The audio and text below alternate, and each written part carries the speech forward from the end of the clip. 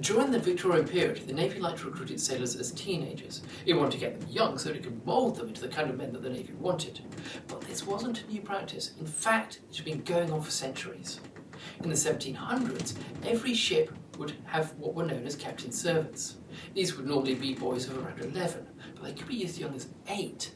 Some of them would be the young gentlemen who would go on to become midshipmen and then take their exams to become commissioned officers. In 1788, Thomas Mann described seeing a midshipman on the Andromeda who was dragging around a sword 2/3 the length of his body because he was so young. In 1794, the Admiralty tried to impose some structure on how these boys were recruited, as they made up about 5% of the crew. They allowed flag officers to keep a few personal servants, some of whom would still be the children of their friends, and about 20% of the boys on board were the young gentlemen who were rated as volunteers. They joined from the age of 11 and were to become officers.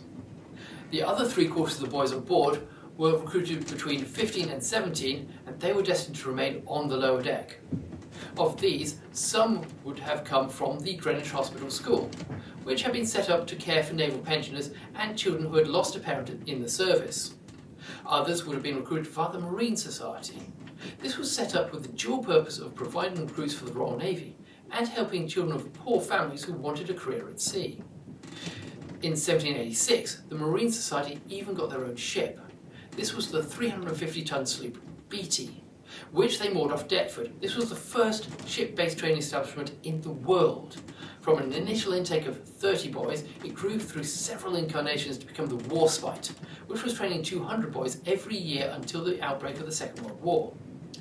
When the Beatty was first opened, the Royal Navy was not quite as class-bound as it would become, and there was a real chance of dragging yourself up through the hole to become an officer and a gentleman. In 1797, a 16-year-old orphan named John Smith stepped on board the Beatty, and he would do just that. He joined the Royal Navy as a warrant officer's servant on board HMS Dromedary. From there, he rose through the ranks to become a master's mate, and in 1805, he was commissioned as a lieutenant. This was as high as most Marine Society boys got, but Lieutenant Smith was promoted again in 1812 to become commander, and then again in 1822 to the rank of post captain. He died in 1836 at the age of 55, probably due to effects of the injuries that he had sustained during the Napoleonic Wars. Once Napoleon had been sent off to his final exile on board HMS Northumberland, the need for sailors reduced. This allowed the Navy to get more picky about the people it recruited. So in 1831, they set a minimum height requirement of 4'9" for any boy that wanted to join. But when the Navigation Acts were repealed in 1849, the Navy began having difficulty recruiting, as it could no longer rely on the merchant service to train its sailors. So in 1859, a commission was set up to inquire into the best means of manning the Navy. Both the Royal Navy and the Mercantile Marine continued to want to enlist teenagers. They felt that by recruiting them early, they would become better sailors and would be more likely to remain in the service than those who had entered as adults. The Commission recommended that a number of training ships be set up around the coast that would receive these young recruits and train them before they were sent out to the fleet. One of the most famous of these training ships was HMS Ganges, who gave her name to the training establishment at Shotley. But she began her life as a training ship in 1865 on the other side of the country in Falmouth Harbour in Cornwall. Recruits on board learned seamanship and ship handling, as well as how to climb the mast and work in the rigging. This skill was becoming increasingly obsolete as sail gave way to steam power, but the tradition continued even after HMS Ganges moved ashore. A purpose-built mast was constructed at Shotley for the spectacular mast-mounting ceremonies that formed part of their training all the way to the 1960s, and it's still there to this day. At about the same time that Ganges arrived at Falmouth, the 70-gun Boscawen arrived at Portland Harbour to start taking on recruits there. She was soon found to be too small for the number of recruits, so she was replaced by HMS Trafalgar in 1874, who took on the name Boscawen. The original Boscawen moved up to South Shields and became the industrial training ship Wellesley. Portsmouth Harbour had a training ship as well. This was the 120-gun HMS St Vincent, which operated as part of the gunnery school HMS Excellent. One of the recruits on board had come all the way down from Dundee in order to escape life in a mill. He describes what it was like to come on board.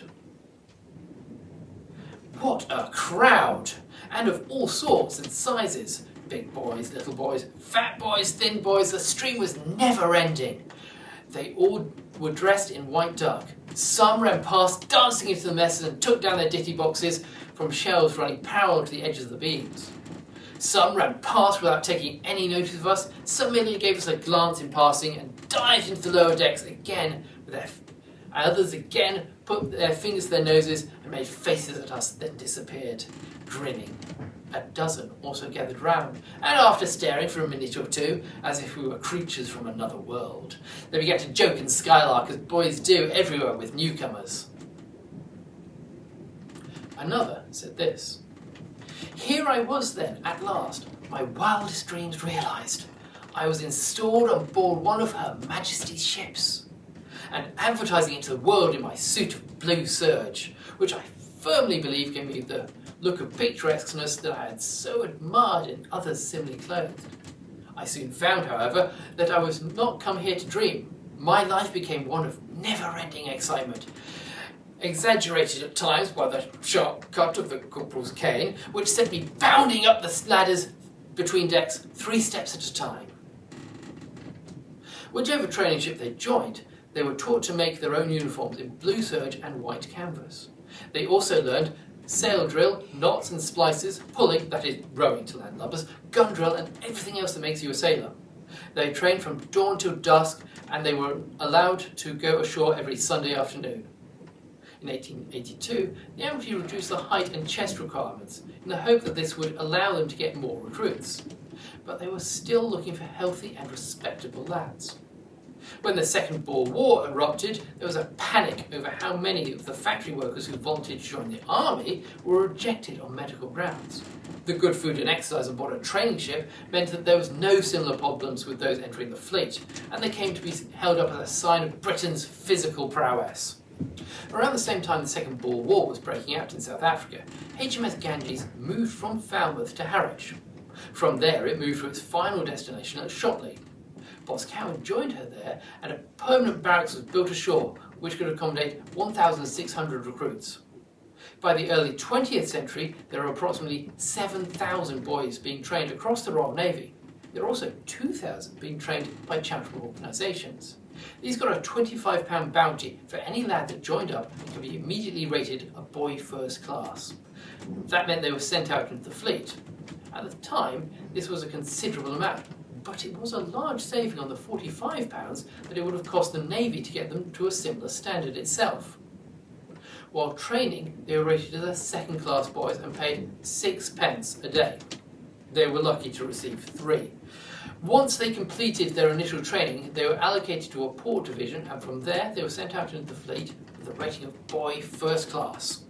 And their pay went up to a whole 7p a day, although they could also receive a share of any prize money that the ship received. They signed up to serve for 10 years, but the clock only started once they reached the age of 18 and were rated ordinary seamen. This also set them loose from the restrictions of being a boy sailor, and gave them their grog ration for the first time. This meant it was also the most dangerous time in a sailor's career, if they wanted any good conduct badges. This is how the Navy got most of its extra in the Victorian era, but it did have one other source, which I'll talk about in the next video.